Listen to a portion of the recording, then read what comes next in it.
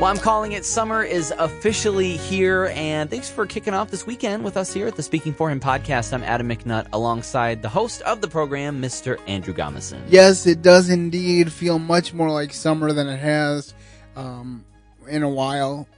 For one thing, just as an aside, Adam and I went to a ball game a few weeks ago, and it was not summer. It was next to frozen. We were layered, and we still had to go inside to an inside restaurant to find heat on a couple different occasions during that time. And to top it off, the Tigers lost. Yeah. But anyway, we digress.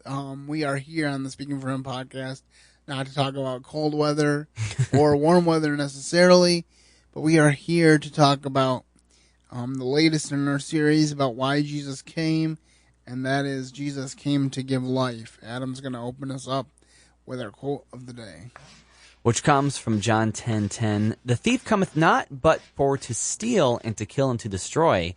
I am come that they might have life, and that they might have it more abundantly. And this is really the quote that became the impetus for this particular episode, because I noticed that there were, as I've said before, there were several times when Jesus said why he came. And, of course, one of those is that he says, I'm come to that you might have life and that you might have it more abundantly. He doesn't just want us to have a halfway decent life. He wants us to have a full, abundant life. And he will bless us if we trust him to provide that for us. So the first aspect beyond that intro that we're going to talk about is Jesus cares about your life. Adam, can you share the verse for that? Which comes from Matthew 6, verses 25 through 26. Therefore I say unto you, take no thought for your life, what ye shall eat or what ye shall drink, nor yet for your body what ye shall put on. Is not the life more than meat, and the body than raiment?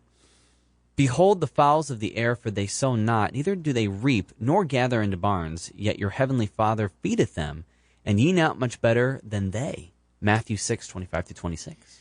And this is just a gentle reminder, or perhaps not so gentle. I don't know the tone of voice in which Jesus delivered this, but Jesus had a great way to balance truth and kindness that we can all learn from.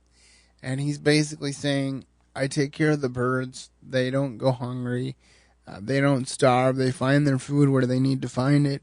And you're more valuable than the birds. And so you can trust me with your life. And this is an important thing that we all need to realize. And it's one that I have struggled with off and on through the years. I've told parts of that story before, so I won't go into detail here.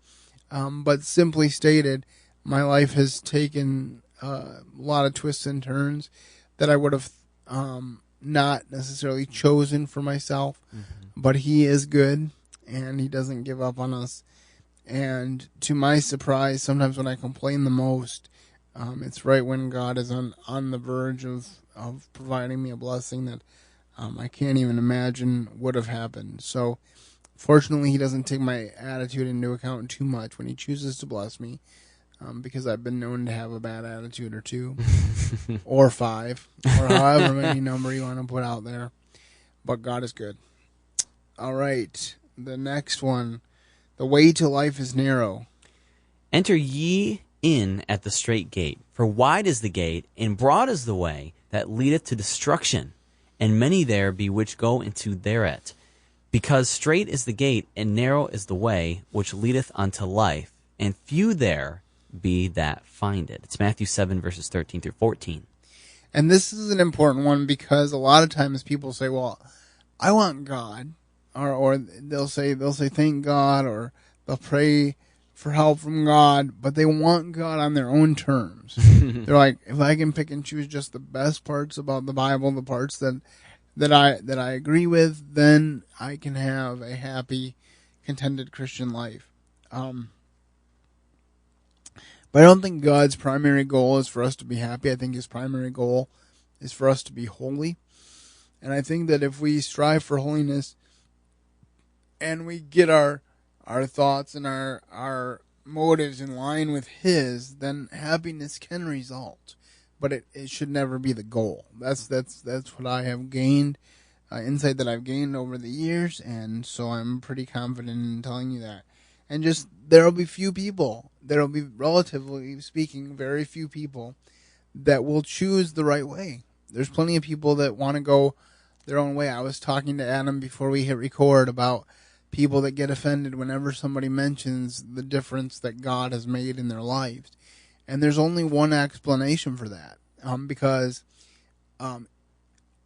if I choose to believe in the tooth fairy, you'll just laugh at me and you'll go on your way. You're not going to spend a lot of time ridiculing me for choosing to believe in the tooth fairy. But the same is not true for atheists when it comes to Christians expressing their belief in God, and particularly a personal relationship with God. But eventually, they will find out that they were wrong, and they won't have time to make it right.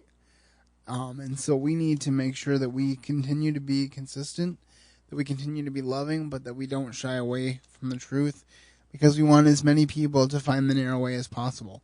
It's not easy. The Bible never said it would be easy. Jesus said, in the world you will have tribulation, but be of good cheer, I have overcome the world. So he's not saying it's easy, but he is saying I'll be with you. And I just want to encourage you with that if you've found the narrow way, cling to it, because it'll be worth it in the end. Adam, do you have any thoughts on these first 2 points?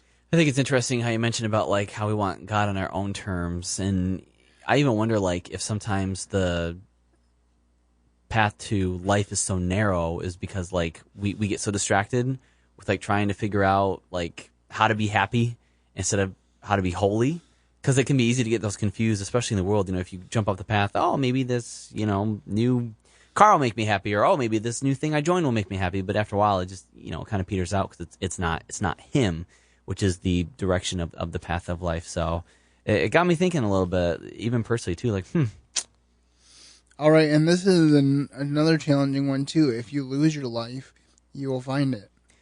For whosoever will save his life shall lose it, but whosoever shall lose his life for my sake and the gospel's, the same shall save it. For what shall it profit a man if he shall gain in the whole world and lose his own soul? It's Mark 8, verses 35 through 36. And in this particular point, Jesus is saying that if you give your life to my service, and in the world's eyes, that might be losing your life. You're not living your life to the fullest as far as they're concerned. Maybe you're not out partying or having fun. I think there's a verse in one of Peter's epistles that says, be prepared when your friends say, why don't you run with us anymore, to be able to give them an answer about that. And so what Jesus is saying, if you give your life in my service, then you will find life. Like our intro verse says, he's come to give us life and life more abundant. But we need to kind of change our definition of what real life is about.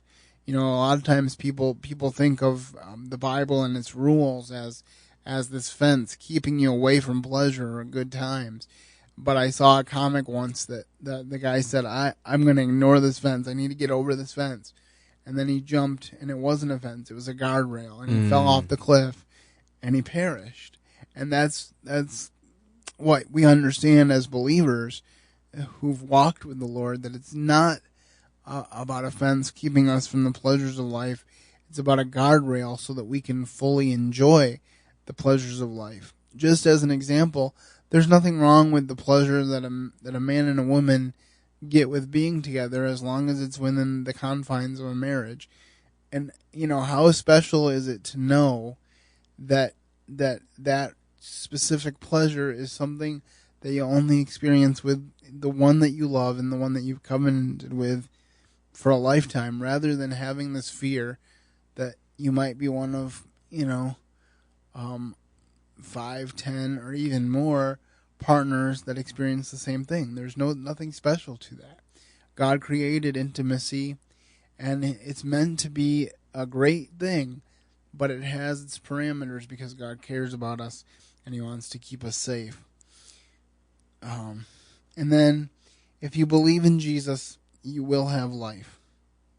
The Father loveth the Son, and hath given all things into his hand. He that believeth on the Son hath everlasting life, and he that believeth not the Son shall not see life, but the wrath of God abideth on him. It's John 3:35 through 36. And this is really the choice that we all have to make, and we'll talk a little bit more about that in the last point as well. But we all have a choice between life or death, and we can choose Jesus and choose life, or we can choose not to choose Jesus and by default choose death. And so my prayer for you is that you would choose life, that you would accept the free gift that Jesus is holding out to you today, and that this podcast episode would speak to you of that, and that you would make a decision to follow Christ, and that if you do make a decision to follow Christ, that you would follow up with us so that we can rejoice with you, and so that we can also be praying for you on your journey with this person who I affectionately refer to as the best of masters, because he truly is. So, Adam, do you have anything to say about these last two points that we just talked about?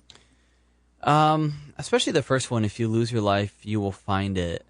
Like, that sounds a little scary. Like, what do you mean, like, I have to like, die to, like, finally figure out what's going on with life and the truth and everything? But, I mean, in a way, we kind of have to. And that's a daily thing, too. I remember talking to someone who mentioned, like, you know, there's that moment where you come to Christ, you give your life, and that's amazing. But that's the first step in that relationship with him, you know? Yeah, it's not just, when it's talking about death here, it's not just talking about the physical death that some people no doubt have given, because there's been thousands of murders for Jesus over the years, and Jesus was no doubt including that, but it's not exclusive of other things, such as dying to your will every day. I know I bring a lot of this stuff back to marriage, but it's a very important thing to me. And in Ephesians chapter 5, it says, "Husbands, love your wives as Christ also loved the church and gave himself for her."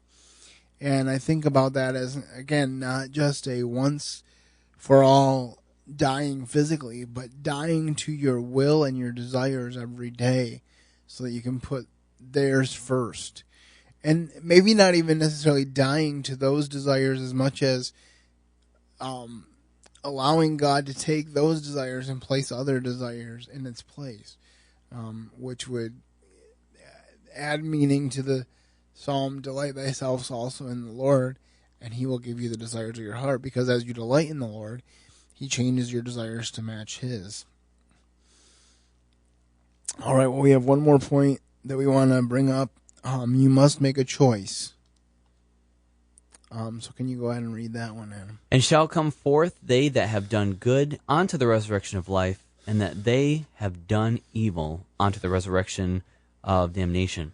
I can of mine own self do nothing. As I hear, I judge, and my judgment is just. But I seek not mine own will, but the will of the Father which hath sent me." It's John 5:29 through 30. All right, so this kind of piggybacks on the last one, where you have a choice between life and death. And this one kind of solidifies that there is no middle ground. If you die without knowing Jesus, without having a personal relationship with God, you will go into the resurrection of the evil, because we've all sinned. None of us is perfect. The only one that walked the earth that was perfect was Jesus Christ, God's own Son. So you're doomed to an eternity in hell without him. But if you trust him, then you can go into the resurrection of life. And again, the good that we do only comes from the power that God gives us to do good.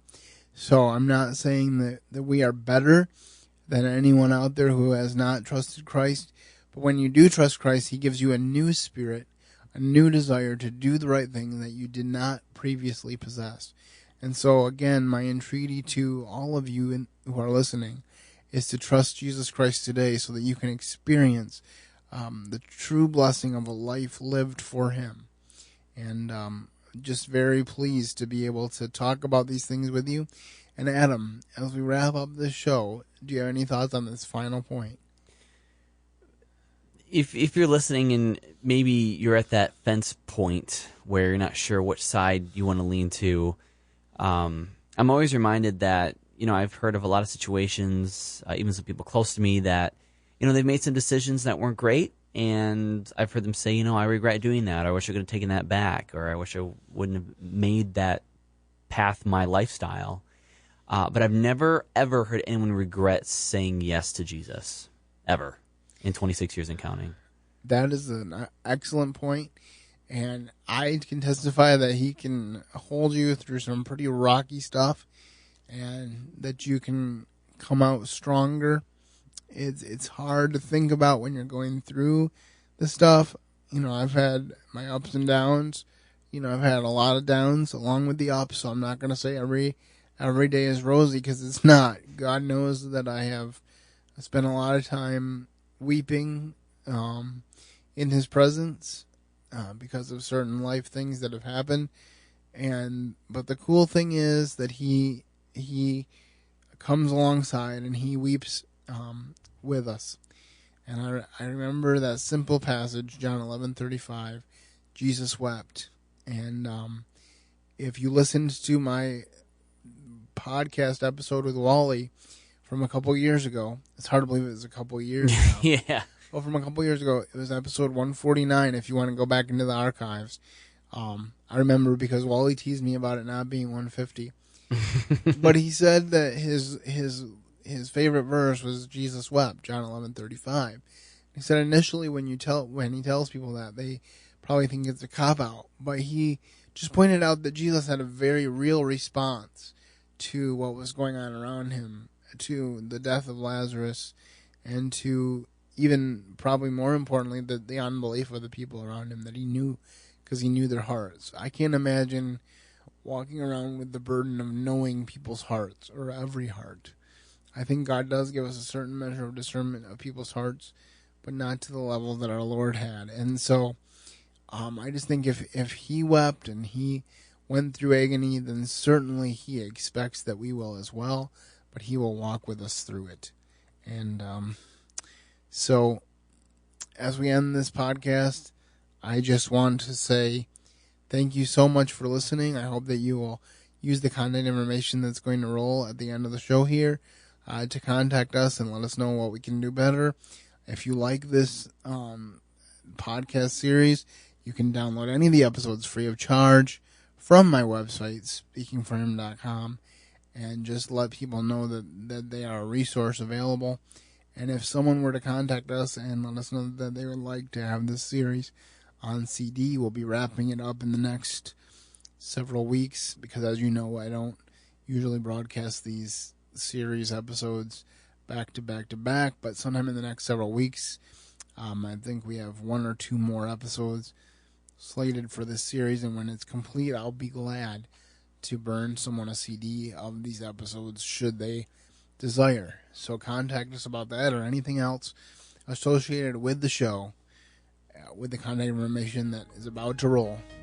And with that, I will simply say, this is Andrew Gomison saying have a great weekend and keep serving the best of masters. Thank you for listening to today's episode. Your host has been Andrew Gomison, founder of Speaking for Him, alongside his co-host and executive producer, Adam McNutt. For more information on today's show and to leave us comments and voicemails, visit speakingforhim.blogspot.com. You can find Andrew's ministry at speakingforhim.com. That's speaking, the number 4, HIM. You can also interact with us at facebook.com/speakingforhim and on Twitter @SpeakingForHim. And when you look for us on iTunes and Stitcher, let us know what you think of the podcast by leaving a rating and review.